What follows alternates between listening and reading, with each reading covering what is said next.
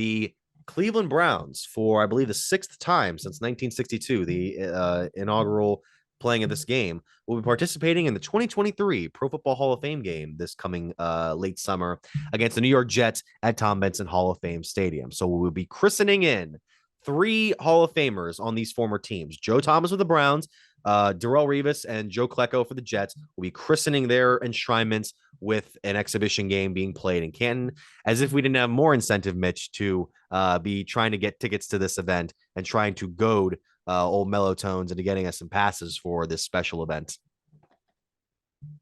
This is going to be awesome, Mitch. I mean, I think most people, maybe not fans of the teams with other Hall of Famers going into the Hall of Fame, but I think outside of that select group, expected the Browns to be here because it's not often the Browns get a Hall of Famer in.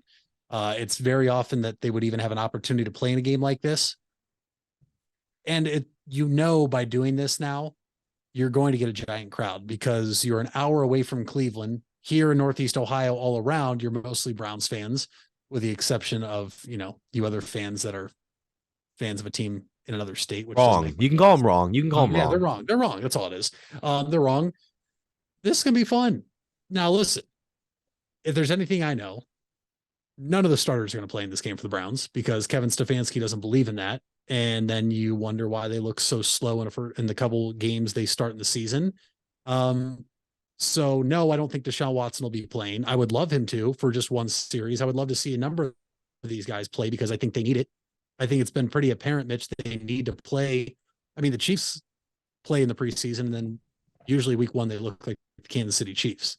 There's other teams that do it. They look good. Other teams that don't play their starters and they're rusty the first couple of weeks. You've heard Stefanski before say they're rusty. So it's like, then why not put your players in? Injuries are going to happen. It's football. It's a violent sport. But yeah, this place is going to be bleeding orange come August. And then there'll be green mixed in there as well, with the Jets having two inductees into the Hall of Fame and then also their team playing. It's going to be fun. It really is. And tickets are going to be hard to come by. That's for sure. No doubt. You're also going to get a New York crowd in there coming over from the Meadowlands. That'll probably fill out some of the stadium as well. So I'm very excited to see Joe. Obviously, I'm excited to see many other NFL Hall of Fame names when you come into those events. I mean, do you ever have a situation like that or an experience where you've ran into some high caliber NFL talent during Hall of Fame week? I have. I actually had the opportunity to work for the Hall of Fame for a couple summers with a couple of friends of mine whose dad worked for the Hall. Not only just players, Hall of Famers or current players, but also just personalities. My top moment, Mitch, still to this day, I think, is having Chris Berman on my golf cart that I got to drive around from the Symphony Center all the way down to the front of the hall for the Hall of Fame picture. Sal Palantonio running into Lovie Smith, escorting Brian Urlacher the year he was inducted, Ray Lewis. I mean, just being around those guys, it was an awesome, special moment. And then you have all the players or former teammates of the inductees that the inductees bring. And so I'm very intrigued to see if Joe Thomas brings every single quarterback he's ever blocked for, because if that's the case, then the Hall of Fame is already going to be out one entire section of tickets. Pulling out the extra chairs, just bringing out as many as you need. I mean, what would the lineup be for that? Do you line them up in chronological order from all the way from what would have been Derek Anderson all the way to DeShone Kizer, or do you kind of randomize them based on the personalities? I think you have to go from the very first quarterback he blocked for, which was actually Charlie Fry. Oh my God, Charlie Fry! When the Steelers, I believe, blanked the Browns 41-0. That was the first ever Browns game I went to. What a great game to go to. 41-0, I believe, was the final score. So it would have been Charlie Fry, Anderson, Brady Quinn are the next two. I mean, Mitch, after that, I don't know. I would line it up in order for who you blocked for first to last, but I mean, then you're going to probably have to have guys like stand third and then move all the way to seventh, and then from seventh to 12th, because, it was always a revolving door for Joe Thomas. So I'm not even sure Joe Thomas could reach out to all those quarterbacks, because I'm sure with the amount of space in his phone for contacts, it would probably be full if he had every single quarterback contact in his phone. Because I mean, that dude blocked for had to have been 21 different quarterbacks. I'm going to bring this up because you mentioned Charlie Fry. Remember when NFL players used to do commercials for McDonald's? Because I do.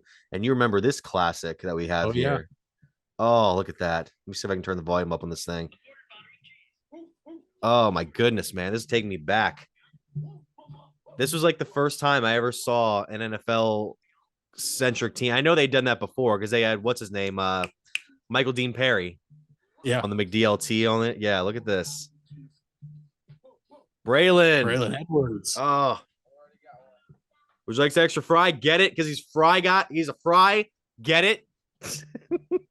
I'm glad he's better at doing commercials than he was at playing quarterback. Yeah, as far as like the crop of Browns quarterbacks, if you have to take Baker Mayfield out and you have to take out Derek Anderson because he was a Pro Bowler, I mean, Charlie was one of the top 5 of that crop. If you're taking out the first 2 you mentioned, then Brian Hoyer's probably number 3. Sure. Well, I was going to say Brian Hoyer's probably number 1 out of all of them, but Brian Hoyer, Charlie Fry, and then who else? Anderson. Well, I take out Anderson. Yeah. Okay. So Charlie Fry, Hoyer and Fry. We got those 2. Tim Couch. He never. Are we talking Joe Thomas blocked for or just in general? Oh, you know what? Oh yeah, I don't think about it. Oh yeah, let's cut off to Joe Thomas. So Joe Thomas from Charlie Fry all the way to Kaiser. So we have Hoyer, we have Anderson, we have Fry.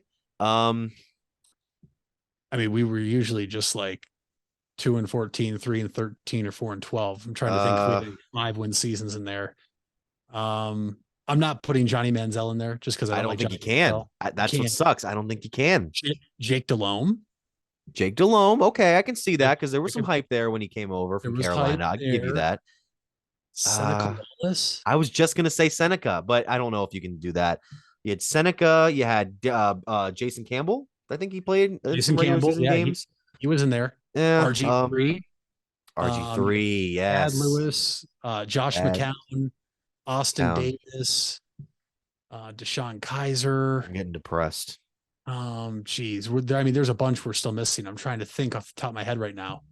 I'm sure I could look it up right now. We're gonna go to break here soon because I am down this rabbit hole. Hold on. God, Wikipedia is gonna make me depressed. Oh my God. Okay. So here we go. I'm gonna split the screen here. Okay. So we have since 2007, Derek Anderson, Charlie Fry. Oh, you only played in the one game you went to. Brady Quinn, Ken Dorsey. Oh my gosh, Bruce Gradkowski. I don't remember. Colt McCoy. That's gotta be 5. Yeah, it's gotta be 5. Yep. Seneca Wallace, Brandon Weeden, Connor Shaw, Austin Davis. He's not even the worst one. Cody Kevin Kessler. Hogan. Case. Okay, well, yeah, it cuts off. Well, Kevin Hogan never played for. Okay, yeah, he did actually. Yeah. So you people you Browns fans who really complained about Baker, who really complained about Jacoby, who complained about Deshaun this year. I know we're past these days. Remember these days. Really remember these days, and really remember what it was like. How much you had to suffer. How much you had to go through. Or don't.